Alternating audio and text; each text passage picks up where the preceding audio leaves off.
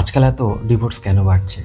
আজকাল আমরা সবাই সম্পর্ক চাই, কিন্তু সম্পর্কের জন্য সময় দিতে একদমই চাই না।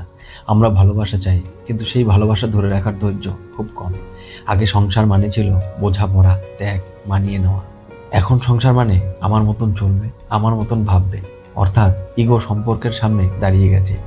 আজকাল ডিভোর্স বাড়ছে কারণ স্বামী স্ত্রী দুজনের কথা একদমই কমে গেছে, আর দুঃখ, রাগ, অভিমান জমে গিয়ে একসময় বড় বিস্ফোরণ ঘটে। সমস্যা আসে সবার জীবনে, কিন্তু আগের মতন পরিবার, সমাজ, বয়স্কদের সাপোর্ট এখন অনেক কম।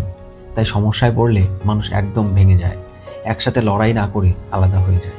এছাড়াও সোশ্যাল মিডিয়ায় তুলনা, অতিরিক্ত চাওয়া পাওয়া, টাকার টেনশন এবং মানসিক চাপ সব মিলিয়ে সম্পর্ক দুর্বল হয়ে পড়ে। কিন্তু সত্যিটা হলো, যে সম্পর্কটাকে গুরুত্ব দাও, যার জন্য চেষ্টা করো, যাকে সম্মান দাও, সেই সম্পর্কই টিকে থাকে। ডিভোর্স বাড়ছে কারণ মানুষ এখন দ্রুত রেগে যায়, কিন্তু ধীরে বুঝতে শিখে। দেখো, শেষে একটা কথাই বলবো, সংসার ভাঙা সত্যিই খুব সহজ। সংসার বাঁচানোই আসল শক্তি। যেখানে দুজন জিততে নয়, একসাথে থাকতে চায়, সেই সম্পর্ক শেষ পর্যন্ত সুন্দর হয়। তাই সংসার না ভেঙে সংসারকে যেভাবেই হোক টিকিয়ে রাখো।